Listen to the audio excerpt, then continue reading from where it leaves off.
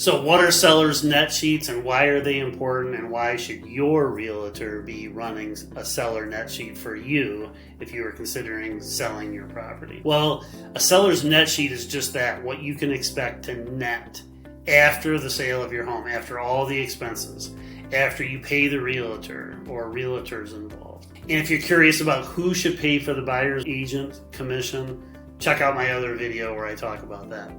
But after you pay the realtors, after you pay the tax prorations, after you pay the transfer tax to the state, after you pay for title insurance, after you pay off a first or second mortgage or whatever, after all of the expenses are paid, what is it that you're going to leave closing with?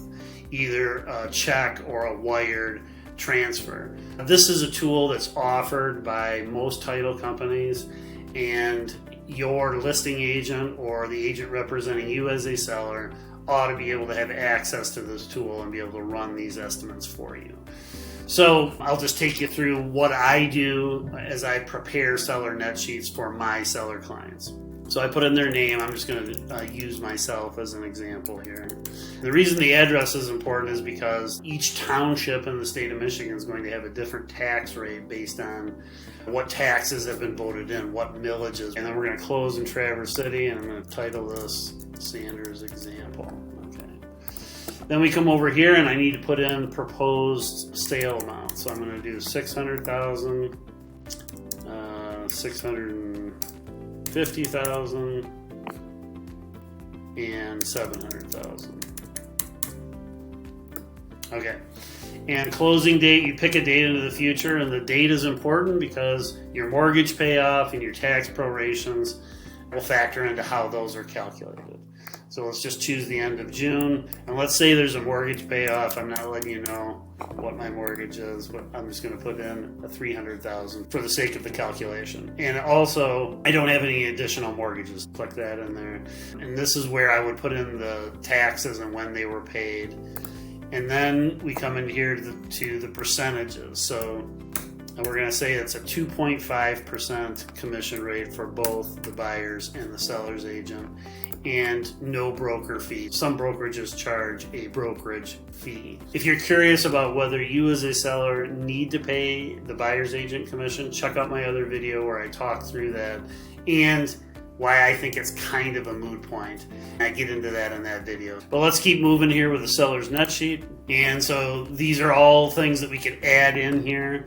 You know, is there a well and septic? So a service that I provide a lot of my sellers is I'll fill out and pay for the required point of transfer or point of sale well and septic inspection.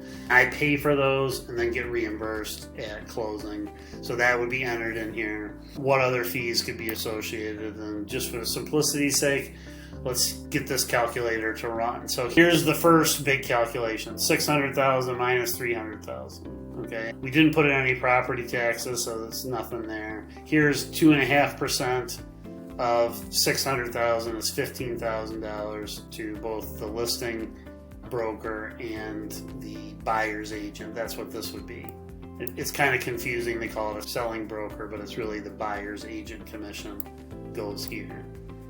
Actually, the money doesn't go directly to the agent. The money goes to the brokerage, and then the brokerage pays the agent. And then we have county transfer tax, state transfer tax. Look at how much the state transfer tax is. Okay, closing fee, all these things. So this is what I would net if I sold at $600,000 with buyer's agent commissions of a totaling 5%, 2.5% on each side, and all of that. That's what I would net. Okay, at a $650,000 price point, that's what I would net, and at a $700,000 price point, that's what I would net. So these can be very important when sellers are planning their next move. What are they going to do, or what do they want to afford? And a lot of times, this is the biggest driver in their decision making on how to market their property.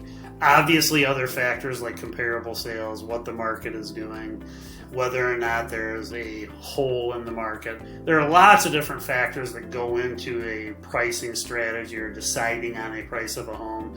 And I've shot a whole separate video on pricing strategy. You might want to check that out. But this is a part of a pricing strategy, knowing what you will net, because typically almost every seller that I've worked with, they have plans for the money that they're going to net, and they want to know how much it is so that they can plan their next move.